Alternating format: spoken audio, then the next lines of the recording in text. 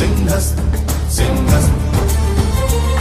जहाँ पुण्य के पुष्प से सुख वृद्धि, जहाँ पाप पस्त और शाप अस्त, उस महाकाल उज्जैन धरा पर फिर होगा सिंहस्थ सिंहस्थ सिंहस्थ।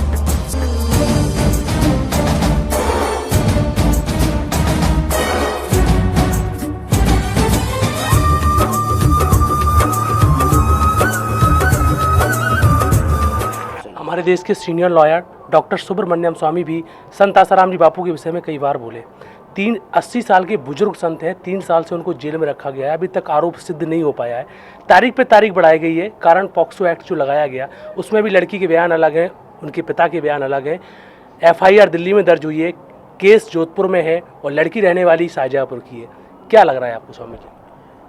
अभी ये न्यायालय के अधीनस्थता है। मुझे तो नहीं लगता, ये कहीं ना कहीं झूठ है। जो ग्रस्त संत हैं, जिनके 2-2 बच्चे हैं, वो इस तरह के काम नहीं कर सकते हैं। इतने बड़े संत जिनके हजारों लाखों फॉलोअर्स हैं, तो कहीं ना कहीं ऐसे व्यक्ति के लिए न्यायालय भी उस चीज़ को ध्यान रखे, सरकार भी उस चीज़ को ध्यान रखे।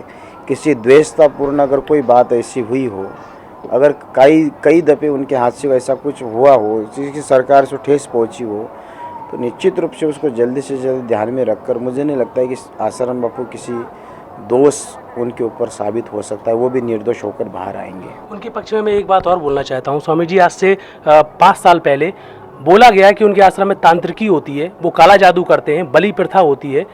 फिर बाद में जब ये जांच पड़ताल चली तो सुप्रीम कोर्ट ने क्लीन चिट दी कि आश्रम में ऐसा कुछ भी नहीं होता है। 4 साल तक उनकी छवि को धूमिल किया गया टारगेट बनाकर। क्या लग रहा है आपको? क्या ना, जो व्यक्ति माला जपने के लिए, मैं आसाराम बापू को जानता हूँ, हजारों लोगों की नशा छोड़ने वाले, हजारों लोगों की मांस छोड़ने वाले, ऐसे हजारों लाखों लोगों के हाथ में माला देने वाले आसाराम बापू, जो हजारों लोगों के बीच में वेद पुराण शास्त्र संत साहित्य का प्रचार करने वाले, वो इस तरह की बातों में ज़्यादा ध्यान नहीं दे। दुनिया, मुझे लगता है, ठीक है, दूध की ताकत धीरे धीरे आती है, दारू की ताकत जल्दी आती है।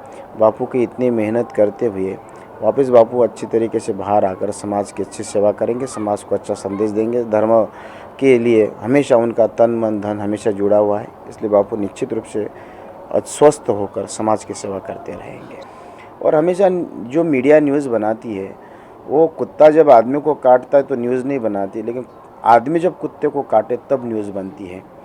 तो ये बहुत बड़ी मायने रखती है कि नेगेटिव, मैं मीडिया से निवेदन करता हूँ, कभी भी समाज में किसी भी सत्यता तक न जाए। जब तक किसी के प्रति कोई प्रमाण न हो, तब तक किसी के भी व्यक्ति के बारे में उसकी छवि को धूमिल करने का प्रयास न करें। और आसाराम बापू ने इसके लिए, कई संतों ने बहुत अच्छा काम किया है कि विदेशी संस्कारों पे बहुत खुले तरीके से उन्होंने बोला है।